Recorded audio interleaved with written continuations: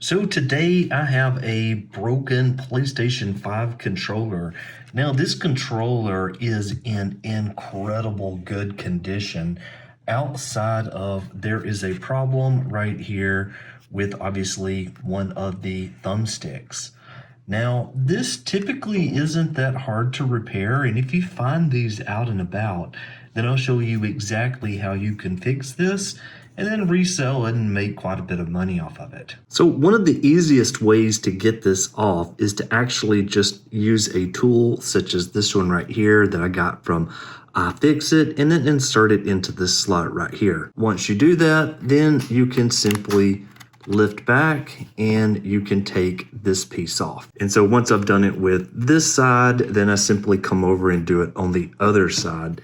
And then from there, if I turn this controller back around again, then we can just simply lift up, and there is what it looks like once you take it off. So with that removed, we can definitely tell, yeah, there's something that's going on in here that we should be able to fix. And now you'll need to take off the R1 and the R2 button.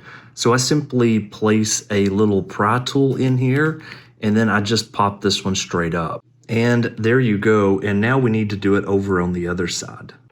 And so now we've got 4 screws to remove. That one, and then that one, and then the 2 that's underneath the handles. And a typical Phillips screwdriver will take care of that.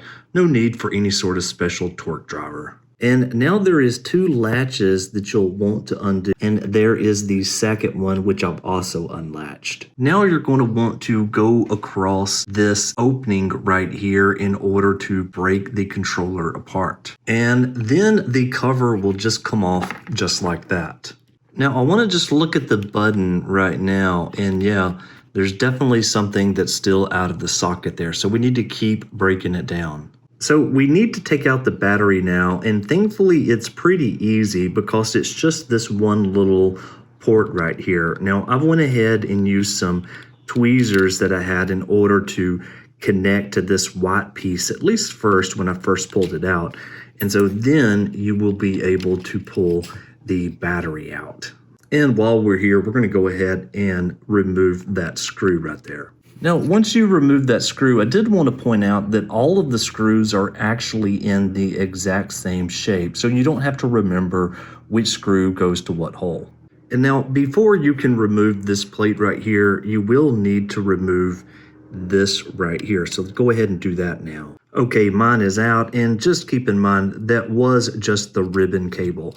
So now I should be able to pull this just completely off. And now there's going to be 4 cables that we do need to remove. So this one right here, we're also going to need to remove this one. We're going to need to remove this one right here. And then finally, this one down here at the bottom. So I'm going to do that real quick. Okay, so now all of them are out, as you can see right here. And now there's these 2 little latches. This one right here that you need to press in. And then there's another one over here on this other side that's actually located just right there. It may be hard to see it. If you press those in, then you can pull the board up.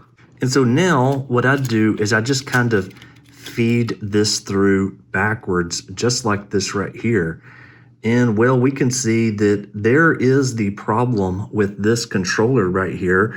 It looks like this was somehow detached. And now it looks like it just became detached. So I have put that back on the roller right there, and now it is performing the same exact way. I'm going to go ahead and flip this back around again and just kind of get a feel for if maybe it's fixed or not. So take your time as you are feeding this through, because it does have to match the holes on the other end. So it was this one that we were having a problem with, and before it was sticking. So it definitely is not sticking anymore. And there was the one that was working. I'm just going to play with this just for a second, and I'm going to see if maybe there was something else that I missed. But before I close this one up, I just want to make sure that was the problem. Okay, so after playing with it, I am very confident that that is the problem. So what I'm going to do now is I'm just going to put it all back together. You could just simply reverse the steps in order to put it all back together, and then I'm going to test it using probably Windows. Okay, so I've went ahead and I've plugged that PS5 controller into my computer and I just navigated over here in my web browser to hardwaretester.com. Once you do that and you plug in a controller, well, it will detect that controller. And what we're looking for in this scenario is for the different axis on axis 0 to be staying at a same number right here. The same for 1. So if I go ahead and I start moving the left analog stick, I can see these numbers are increasing and decreasing. Now, if I let it go, it should snap back to where it was at, and these numbers right here shouldn't be changing. Now, if there is a stick drift problem or if there's some other problem, well, then this number will typically be going up and down, and you may even see this bumping up right here. Now, obviously, while you're in here, you can test all of the other types of buttons. So I'm just going to go ahead and I'm going to press some of them so you can see the triggers responding up there at the top.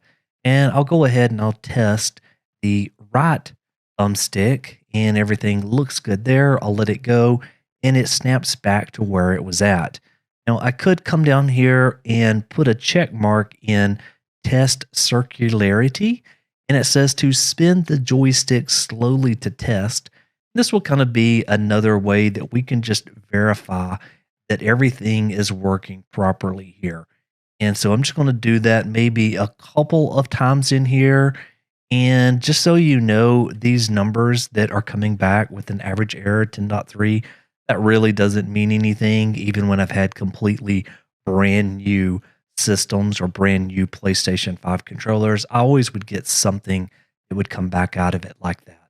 But really, everything looks good for this controller. All of these numbers are staying the same when I'm not pressing anything. So I consider this PlayStation 5 controller completely fixed. And so I paid $10 total for this, and I will wind up selling it for probably right around 60 bucks, netting myself a $50 profit.